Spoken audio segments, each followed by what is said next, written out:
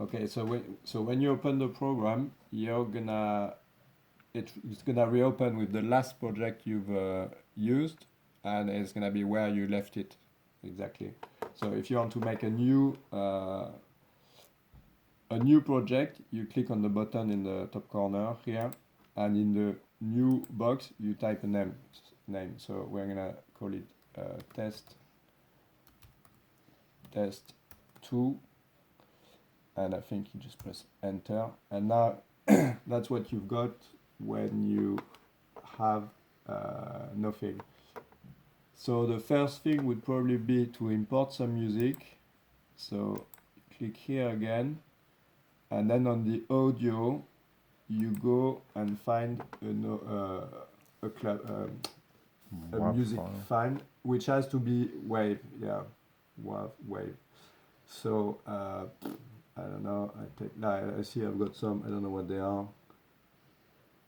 I will take track, club duo. Well, let's take that. So then it appears, and sometimes the timer is a bit wrong. So you can zoom in. You see the sound wave. Usually, wherever you click after, it reopens the box. You just cancel it. I don't know. It's a bug that I can't fix. Once it's just when you open a sound file, then it brings the box again for some reason. Then you want to start to make a track, so you click new, and here you have a track, an empty track with nothing. So the best way is probably like listening to the music. What's this music?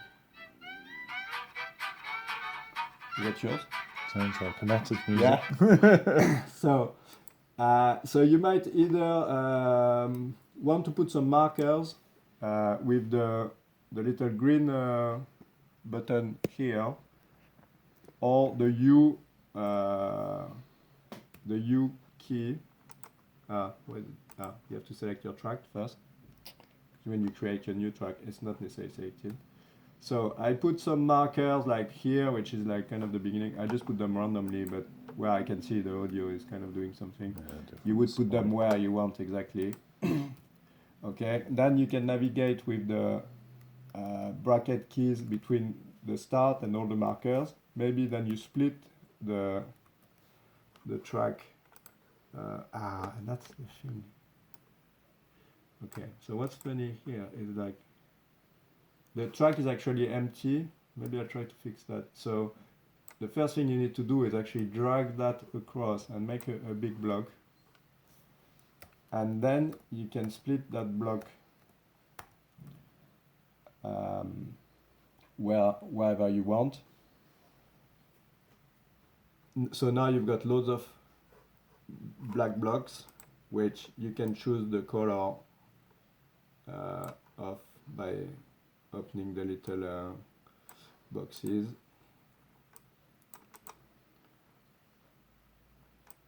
So you can have as many of those boxes you want. If you want to be really precise, you can make it bigger, and you have a better way of sliding through everything. And when you're happy, make sure you click OK and not cancel, otherwise it's gonna come back to the black from before. So that looks good. Let's try a gradient, which wasn't that great last time. So click the little gradient box here. So okay, so that's what it does. The gradient actually takes the previous color and from the block before, so it kind of ignores this yellow. Well, it says it ignores it, but I'm not entirely sure. It just ignores it as it's showing it, but actually it's showing it here, but it's not showing it here, so I don't actually know which one it's doing. Usually, often you actually don't want an abrupt break between a color and another gradient. So here, if you want to make sure that this yellow is, well, basically if we wanted to do that, and to make sure this first color here is going to be the same red, we can take the color picker here, click here, okay, and now it does what it's supposed to do. if you want a clean break between two gradients, I might try that here, then you would need to have at least, so just a mini block of like 1 millisecond of a different color. So we put a little bit of yellow here, and then this one we can do a gradient which is gonna go from yellow from to the previous from colour. the previous, yeah, from to green. I mean, we can't see the end of it. Goes Now to it's going black. to black. Because you Because hadn't the one selected a after colour. is black, but Yeah. no, because I haven't. Yes, I Yeah. haven't moved that. Ah. Then you're happy with it. Maybe. Yeah, because it takes the previous one, which is very tiny. You can see here. So you have to change that to red Well, I first. actually don't know what color is taking here, but this for sure is gonna be exactly that now. Yeah. Okay, so there is a mini one 1/100th or 1/10 of a second. colour. hundreds of a second of yellow, just to have the gradient. It's worth checking because I'm not sure if it's needed or not actually, but okay. And then if we wanted to loop that, then we'd put the markers. So using the, make sure we shift okay, we put an input point here, then we go here, we put an output point with IO, or those red and blue little buttons, and then we can say loop it by clicking this button with a green circle or pressing L, and we make a loop. Now this loop we're gonna do 3 times. We don't care about the timing after because there's nothing. Press OK, and we've got our loop. Yeah, there's another thing I didn't show you, which is quite important. If you want to have an initial delay to your track, so like the track is gonna start before the audio track is gonna start before your Glow Club program. Yep. Here you can shift.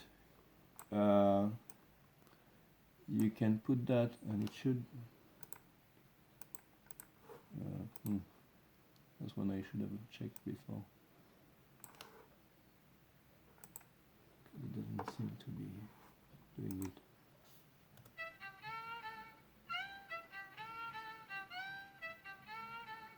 I know, hang on. No, that's the other way. That would be if you want to start your. That doesn't make sense.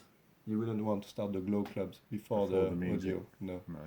No. Can you add further audio in front of that audio by loading 2 tracks, or do you have to create one WAV file? No, you have to do one web file. Yeah. But if you actually want to, so like here, in a way, that's what I've done. So ignore what I just said because I can't remember how this works, but I don't think it's necessary. Like here, I've kind of essentially made the glow track start when the music. So there's the intro, and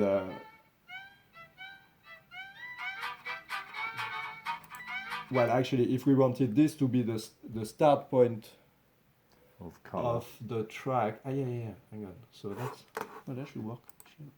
Working. I can pause the. Maybe pause the recording. Yeah.